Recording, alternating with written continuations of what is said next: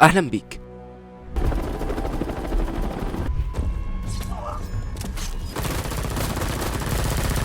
انا منطقي.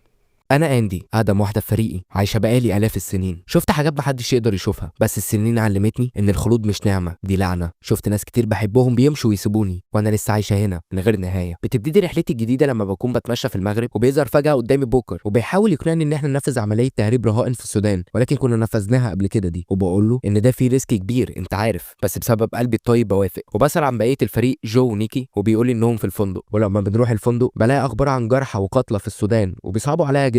كان في شويه بنات بيتصوروا وانا ما ينفعش اطلع في اي صور، فباخد منهم التليفون وبمسح الصوره بحجه ان نصورهم يعني. وبنروح نقابل جو ونيكي وبيبقوا وحشني جدا، وبيكون نيكي جايب لي بقلاوه وبيراهنوا ان هعرف هي منين. وطبعا بخبرتي ما انا عايشه بقالي الاف السنين فبعرف طبعا. وبيخسر نيكي الرهان وببقى يائسه جدا ان مهما عملنا خير بيفضل فيه شر برضه والاوضاع بتزداد سوء، فبيحاولوا يهونوا عليا وبيقولوا ان ده اختصاصنا، مهما انتشر الشر لازم نحاربه. وبوافق نروح نسمع المهمه. وبنروح نقابل واحد اسمه كوبلي وبيقعد يشرح لنا المهمه، وانها عباره عن حصل عمليه هجوم على مدرسه في السودان، وانهم قتلوا المدرسين وخطفوا 17 طالبه تحت تهديد السلاح، اصغر طالبه في سن 8 سنين واكبرهم 13 سنه. وانهم كمان قدروا يحددوا موقعهم وما دخلوهمش اكل وشرب لمده يومين، وان السودان لجأت للامم المتحده وبالتالي هم بيلجؤوا لنا في العمليه دي لان مفيش زي فريقنا. وبيقول لي حددي ثمن للعمليه، فبقول له هنبقى نبعت لك الفاتوره لما العمليه تتم. فبنجهز نفسنا وبنسافر على موقع العمليه، ولما بنوصل بنتحرك على طول على المكان اللي البنات فيه، ونيكي بيصطاد حارسين بالقناصه كده وبنبتدي نتحرك جوه المعسكر، وجو بيخلص على حارسين تانيين وبنقدر نوصل للباب اللي وراه البنات، وبنزرع متفجرات على الباب وبنفرقعهم. ولما بنخش فجأة نور عالي بيضرب في وشنا مرة واحدة، سر رصاص بينزل علينا كلنا وبيفضوا خزن الأسلحة فينا، وبنبتدي واحدة واحدة كلنا تتم عملية الاستشفاء في أجسامنا وبنرجع للحياة تاني. أمال أنا عايشة بقالي آلاف السنين إزاي؟ وبنقوم إحنا الأربعة ندور فيهم الضرب وبنعلمهم الأدب، بس بنعلمهم بعد إيه؟ ما هم خلاص بقى ربنا يرحمهم. وبعد ما بقوم ألف في المكان بكتشف كاميرات كتير وإن ما كانش فيه بنات ولا حاجة، وإن ده كان كمين، والموضوع ده بيعصبني جدا. في نفس الوقت ده بيكون كوبلي بيتفرج علينا من الكاميرات وبيترعب موت، وبنروح ندفن الهدوم اللي علينا وبكون متعصبه جدا. فبيقول لي نيكي ان نيتنا كانت خير، فبرد عليه بعصبيه واحنا استفدنا ايه؟ ها ولا حاجه، العالم بيتغير للاسوأ مش للاحسن. وللاسف كده بيكونوا عرفوا احنا مين، وبعرفهم ان احنا لازم نلاقي كوبلي ويتحرق العالم عادي. في نفس الوقت ده بيبقوا القوات الامريكيه بيدوروا على ارهابي عمل عمليات ارهابيه كتير في افغانستان وفي كل حته في العالم، وبيبقى هناك جنديه اسمها فريمان. ولما بتدخل بيت كل الستات تسالهم عن الراجل ده بتلاحظ ان واحده منهم كل شويه تبص على ستاره لونها احمر متعلقه، فبتشاور لزمايلها انهم هيقتحموا المكان ده. ولما بيخشوا بتضرب الراجل ده بالنار، بتكون بتحاول تسعفه لانهم عايزينه حي، وهي بتسعفه وبيطلع سكينه وبيخلص عليها من رقبتها. في نفس الوقت كلنا بنبقى في قطر وبيكونوا كلهم نايمين الا انا، وكلنا بيجي لنا نفس التخيلات، وكلنا بنشوف فريمان وهي بتموت، نقوم مخضوضين وبنفهم ان فريمان دي زينا عشان كده حسينا بيها، وبنجمع من بعض المعلومات وبيبقى كل واحد شاف معلومه معينه عن مكان واسم فريمان. وببقى بجد مش عندي طاقه ان انا اضم حد جديد للفريق او ادور عليه او حتى افهمه طبيعتنا، وبيفضلوا يتناقشوا هل هنروح ندور على كوبلي ولا هنروح لفريمان. وفجاه بقوم وانا متعصبه وبقول لهم انا هروح اجيب فريمان وانتوا روحوا هاتوا كوبلي. ونيكي بيكون رسم صورتها وباخدها وبنط من القطر. وفي نفس الوقت ده بيكون صحاب فريمان مش مصدقين ان هي لسه عايشه ازاي بعد اللي حصل، وبيقولوا لها ما تورينا الجرح كده. لما بتوريهم ما بيبقاش موجود خدش حتى، فبتقول لهم ان الدكاتره عملوا لها عمليه بالطريقه الحديثه عشان كده ما فيش اثر. وفي نفس الوقت ده بيبقى كوبلي بيحضر ندوه للرجل الاعمال ستيفن بيكون فاتح شركه ادويه ضخمه وحلمه انه يسيطر على السوق لوحده. وبعد الندوه كلهم بيركبوا عربيه ستيفن، وكوبلي بيوري ستيفن الفيديو اللي انا وفريقي فيه واحنا بنعمل استشفاء من الرصاص اللي دخل جسمنا، وبيكون منبهر. بس بعد شويه بيقول له انه عايز اثبات مادي وان ده مجرد فيديو، وبيأمره انه لازم يجيبنا باي ثمن، وقبل كمان ما منافسينه في السوق يعرفوا الكلام ده. وبيقول لي كين المساعد بتاعه انه يساعد كوبلي في المهمه دي وفي اسرع وقت. وفي الوقت ده المعسكر كله بيتكلم عن فريمان وانها ازاي نجت من الحادثه دي، وبيجي القائد وبيعرفها انها تترحل المانيا عشان يعملوا عليها فحوصات اكتر ويطمنوا ان هي كويسه. وبكون واقفه براقبها من بعيد وتكون بتسمع موسيقى تهديها لانها متوتره جدا، وبيجي اتنين يعرفوها ان طيارتها هتطلع، فبتدخل وبضربهم بخليهم يغمى عليهم بفريمان، وباخدها وبسرع عربيه من الجيش وبهرب بيها. ولما بتفوق بتنط فريمان من العربيه، ولما بتحاول تهرب بضرب عليها طلقه في نص دماغها. ولما بتقوم بقول لها افهمي بقى انت مش بتموتي، انت من المخلدين. فبتطعني بالسكينه وبتشوف ان انا بشيلها عادي، فبتسالني انت مين، فبقول لها انا اندي قائد فرقه المخلدين. فبقول لها انا عارفه انك عندك اسئله كتير، اركبي وهقول لك كل حاجه. وباخدها وبنروح على الطياره اللي هنسافر بيها نروح نقابل بيها بقيه الفريق في باريس. ولما الطياره بتبقى في الجو بتبدا تسالني هي ليه بيحصل لها كده. فبقول لها يا ريتني انا كمان اعرف. فبتتضايق، فبتقول لي مش انت قلتي في تاني غيرنا؟ عددهم قد ايه؟ فبقول لها 4. فبتقول لي انا استحاله انضم للفريق بتاعك، واكيد انت بتضحكي عليا. فبقول لها وانا برضو اللي قتلتك بالسكينه صح؟ فبتسكت. وبقول لها انا لو مكانك هنام شويه، وبنام انا كمان. ولما بصحى بلاقيها مكلبشه ايدي وبتثبت الطيار بالسلاح وبتقول له انه يهبط بالطياره حالا. فبقول للطيار هي مش هتقتلك بس انا هقتلك، وبضرب عليه نار. فبتقعد تصرخ ان احنا محتاجين طيار. فبقول لها فكيني انا بعرف اسوق طيارات. واول ما بتفكني بقول لها انت ما بتعرفيش تتكلمي روسي صح؟ لاني طلبت ان الطيار يعمل ميت. واول ما بتبص عليه بمسكها ارزعها في الارض، وبتقوم تهجم عليا وبضربها برضو. ما تتهدي بقى. وبتحاول تتحداني تاني وبحط عليها بكل سهوله، وبتطمن لي شويه وبتبتدي تحكي لي عن حياتها وانها مجنده بحريه وان هيحصل لها مشكله لو ما رجعتش الجيش وهيعاقبوها. فبقول لها كنتي مجنده، دلوقتي لو رحت الجيش تاني هيسجنوكي. فبتتضايق جدا. وبنوصل باريس وبنروح المخبأ بتاع الفريق، وهناك بيبقى موجود الشباب كلها وبيقعدوا ياكلوا وبتبقى فري مان معاهم، وبتفضل تسالهم شويه اسئله زي احنا طيبين ولا شريرين، طب احنا ازاي بنحلم ببعض والكلام ده. وبيقعدوا يفهموها كل حاجه، وبيقعدوا يحكوا لها ان نيكي وجو قابلوا بعض في الحملات الصليبيه وان بوكر كان بيحارب مع نابليون وكده. وبفهمها ان احنا عادي نموت وفي حد قبل كده مات منا، وان بيجي علينا وقت وخلايا الجسم مش بتتجدد فبالتالي بنموت عادي. ولما بيكونوا كلهم نايمين وببقى قاعده ببص لنفسي وقد ايه انا كبرت في السن. مره واحده فريمان بتقوم مخضوضه من النوم وبتكون حلمت بكابوس، وبتقول انها كانت بتشوف نفس النور الابيض ده قبل ما تقابلنا بس دلوقتي اوضح. وبتقول انها حلمت بست محبوسه في تابوت حديدي مرمي في عمق البحر، وكل ما تموت وتغرق تعيش تاني وتغرق وتعيش تاني وهكذا. فبيقول لها نيكي ان الست دي كان اسمها كوين وكانت واحده منا، وان انا اول واحده الاقيها من الخالدين كانت كوين، وانها كانت صديقتي وجنبي في كل حاجه اي عركه راشقه معايا فيها، وان احنا كنا زي بعض بالظبط حتى في طريقه القتال. وفي ظل حملات تطهير انجلترا من الساحرات بيتهمونا انا وكوين ان احنا ساحرات، وان كل ما كانوا ينفذوا فينا حكم الاعدام ما كناش بنموت. فاتثبتت التهمه اكتر علينا لحد ما بيجي في يوم ياخدوا كوين وبيحطوها في تابوت حديدي وبيرموها في البحر، وبقدر اهرب منهم. وفضلنا كتير انا والفريق بتاعي ندور عليها ولكن للاسف مش بنوصل لحاجه. ففريمان بتقول انا حاسه بكوين لسه، وبتقوم وبتسيبنا وبتخرج فريمان. فبخرج وراها وبقول لها انا عارفه ان ده صعب بس ده بيحصل بمزاجك او غصب عنك. ومره واحده بنسمع صوت جوه البيت، ولما بندخل بنلاقي بوكر اشلاء ونيكي وجو مش موجودين. ولما بيفوق بوكر بساله عن اللي حصل، فبيقول ان مجموعه من القوات الخاصه هجموا عليهم واتصابوا قنبله يدويه وبعد كده مش فاكر حاجه. وفي نفس الوقت ده بيكون كوبلي شايف كل حاجه من الكاميرات وبيقول لهم انهم لازم يقبضوا عليا. فبيقولوا ان هم مش لاقيني وان بوكر اتحول لاشلاء وانهم قبضوا على جو ونيكي. ولما بيرجعوا تاني عشان يقبضوا عليا بهتك عرضهم واحد واحد وبخلص عليهم كلهم.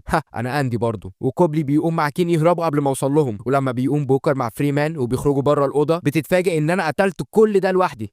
انا اندي برضو. وبنطلع كلنا نجري بالعربيه، وفي نفس الوقت جو ونيكي بيبقوا في شاحنه مدرعه مع شويه جنود، وبيفضلوا الجنود يتريقوا عليهم. فبيتريق عليهم جو بيقول له هتعمل ايه يعني هتقتلني؟ فالحارس بيجيب ورا، وجو ونيكي بيطلعوا مع الناس وعشان تبقوا عارفين بس بعيد عن الفيلم جو ونيكي بيطلعوا ناس مش تمام عشان تبقوا عارفين بس. المهم لما بتوصل الشاحنه اللي فيها جو ونيكي بيفتحوا الباب عشان ينزلوهم، بيلاقوا كل الحراس مقتولين ومرمين على الارض. فوهم بينزلوا من العربيه بيشوفوا كوبلي وبيقولوا له ان هو اكيد هيوديهم عند اللي دفع له عشان يخونهم. وبنروح انا وفريمان وبوكر لمخبأ تاني بدل الدشمل. ولما بتسال فريمان عن المكان ده بقول لها اني لقيته في خمسينيات القرن ال12. انا اندي برضو. ولما بتلف في المكان شويه بتلاقي منحوته اصليه الفنان اسمه رودان. فبتقول لي جبتيها ازاي دي؟ فبوكر بيقول لها دي اندي برضو. وبنشوف جو ونيكي في الشركه بتاعت ستيفن وبيعرفهم بنفسه، وبيديه جو بالروسيه وبيقول له اسكت ياض. فبيقوم ستيفن يطعنه عشان عايز يشوف بنفسه الاستشفاء، وبيكهربوهم وبياخدوا منهم عينه عشان يحللوها. وبيروح كوبلي يقول لستيفن احنا هدفنا العلم مش الارباح. فبيقول له طبعا طبعا امال. وفي نفس الوقت بنبقى قاعدين بنحاول نتتبع كوبلي وبنحاول بكذا طريقه، وبلاحظ ان في دم على ايدي وبيكون من الطعنه اللي خدتها لما دشملت العيال، وبحس ان خلاص نهايتي قربت. بخرج اتمشى شويه عشان اتخنق. ولما بخرج بتجرب فريمان نفسها وبتحرق ايديها في النار وبترجع تاني لطبيعتها. وبتسال بوكر عن عمري فبيقول لها ان انا مش فاكره بس هو من زمان قوي. وبيقعد بوكر يفهمها حقيقتنا كلنا، وان كل الناس اللي نعرفها هيتقدموا بالعمر وهيموتوا واحنا لا، وده طبيعي، وان حتى اللي حواليكي مش هيستوعبوا ده، وان انت لازم تتحملي الالم ده. وبروح اشتري شويه حاجات تساعدني عشان للاسف الجرح ملمش، وبتكون البنت اللي هناك كويسه وبتساعدني في الجرح فبشكرها وبمشي. ولما بركب العربيه بفتكر صاحبي لما مات وان جرحه ما كانش بيلم، وخلاص بعرف ان وقتي قرب. وفي نفس الوقت ده بيكونوا بيطلعوا من جو ونيكي حمض نووي وانسجه وبيفصفصوا جسمهم حرفيا. وبيقول ستيفن لكوبلي انهم هيحبسوا جو ونيكي للابد عشان ما حدش من المنافسين يصطادهم ويقدر يوصل للاكتشاف ده غير ستيفن. وبيقول لنيكي للدكتوره اللي بتسحب العينات ان هي ما عندهاش اخلاقيات وان ده ضد المهنه بتاعتها. فبتقول له ان ده ممكن يغير العالم للاحسن. فبيقول لها ان ده تبرير كويس سمعه قبل كده كتير، فبتسيبه وتمشي. ولما بتكون فريمان نايمه بتصحى تاني على كابوس، فبتطلع بره وبتلاقيني وبدلها تليفونها وبسالها عن ابوها. فبتقول لي انه مات في الحرب لما كانت عندها 11 سنه. وبقول لها اني مش فاكره شكل عيلتي كلها، الزمن برضه بيسرق الواحد. وبقول لها انا هجيب جو ونيكي مهما يحصل. وبيجي بوكر يقول لنا انه لقى حاجه عن كوبلي. ولما بنتحرك على هناك بدي فريمان سلاحه وبتقول لي انها مش هتعمل ده. فبقول لها افهمي بقى انت واحده منا. بتقول لي انها اتدربت على كل حاجه في الجيش الا الا انها تعيش بالذنب، وانها بتقولي ان كل الجثث اللي شافتها في المكان الاولاني كلهم انا اللي هشيل ذنبهم، وانها مش هتقدر تعيش كده، وبتقولي انها مش هتكون زيي، وانها بتفضل تقضي الوقت الباقي لعيلتها معاهم قبل ما يتقدم بيهم العمر ويموتوا. فبقول لها خدي العربيه وامشي. ولما بوكر بيسال عن فريمان بقول له ان احنا لوحدنا. ولما بتيجي فريمان تخلص من العربيه والاسلحه بتلاقي السلاح اللي كان مدوني بوكر خزنته فاضيه، وفي نفس الوقت ده بكون انا وبوكر بنقتحم البيت اللي المفروض يبقى فيه كوبلي. ولما بساله عن جو ونيكي بيضربني بوكر طلقه من ظهري وبيكتفني، وبيقول بوكر لما ماتت مراته وسمع عنها فضل يعمل ابحاث كتير وان اللي عندنا ده هيفيد البشريه ومش هيبقى فيه معاناه. ولما بزعق لبوكر وبساله هو عمل كده ليه بيقول لي لو اكتشفوا سر خلودنا يبقى هيكتشفوا ازاي هينهوها، وان انا كنت عايزه كده. فبقول له مش بالطريقه دي، وبيكتشف بوكر اني لسه بنزف ومش بستشفى، فبيبعت كوبلي يجيب اي حاجه يقدروا ينقذوني بيها. وبيجي في الوقت ده ستيفن وبيقبض على بوكر وبيستغرب ان انا مش بتعافى، فبيقول له بوكر ان خلودي وقته انتهى. وبيروح كوبلي يقول لستيفن ان انا ماليش لازمه وانهم مش هيعرفوا يعملوا عليا تجارب لان خلاص ما بقتش خالده وبالتالي هتبقى جريمه قتل. فبيقول له ستيفن واحنا من امتى بنهتم بالكلام ده؟ فبيرد عليه كوبلي وبيقول له احنا ما اتفقناش على كده. فبيخبطوا كوبلي وبيغمى عليه وبياخدونا في المختبر مع جو ونيكي وبيحاولوا يوقفوا النزيف، وبيعرفنا ستيفن ان هو هيفضل سنين يقطع فينا لحد ما نموت ويطلع منا كل اللي هو عايزه. فبيرد عليه نيكي ان ساعته هي كمان هتقوم، فبيتعصب ستيفن وبيمشي. وبعدها بنشوف فريمان رجعت البيت عند كوبلي وبتهدده بالسلاح وبتقول له اندي وبوكر فين؟ فبيقولها في المختبر عند ستيفن، وبيفضل يقولها عن العمليات اللي نفذتها انا وفريقي لانقاذ البشريه. وبتفهم فريمان ان احنا كويسين مش وحشين، وبتلوم كوبلي على انه عارف الكلام ده وسلمهم لحد زي ستيفن. فبيقول لها انا كنت فاكر ان ده هيبقى في مصلحه البشريه، ما كنتش عارف انه كده. وبيقول لها اني ما بطلتش نزيف، وبتتخض وبيقول لها انه يعرف مكاننا. وبيوصل كوبلي وفريمان للمبنى وبيصمم يدخل معاها المعركه عشان يصلح خطأه، ولكن فريمان بترفض وبتقول له انا كده كده هخرج عايشه اما انت هتموت. وبيقتنع وبتروح لوحدها. ولما بتطلع للدور ال15 بتشوف الحراس، واول ما بيشوفوا السلاح بيضربوها بالنار. ولما بيقربوا منها عشان يتاكدوا ماتت ولا لا بتخلص عليهم كلهم. بيبقى جو بيشتم في بوكر لانه خاين، فبيقول له انت مش عارف معاناه انك تكون لوحدك، انت ونيكي كنتوا دايما مع بعض اما انا لوحدي. وبتقابل فريمان ستيفن في وشها وبيتضرب عليها نار فبتجري، وبتروح للمختبر اللي احنا فيه وبتحاول الدكتوره انها تنيمها ولكنها بتقدر تهرب من الدكتوره. وبتيجي تديني سلاح وبتقولي لو كنت خالده او لا انت وعدتيني تحمينا كلنا. وبنفك الشباب كلها وبيكونوا خايفين عليا بس بقول لهم ان ده مش هيغير حاجه سيبوها لله. وبنروح نقتل في الحراس كلهم لحد ما نوصل لستيفن وبيكون عددهم كبير قوي والجرح بيوجعني اكتر. وفجاه واحد بيرمي علينا قنبله وبتكون قريبه مني فبتعب اكتر، فبياخدني بكره عشان نهرب وبيبلغ الباقي. وبقابل قائد الحرس وبخش معاه في معركه جامده بس بجيبه في الاخر على الارض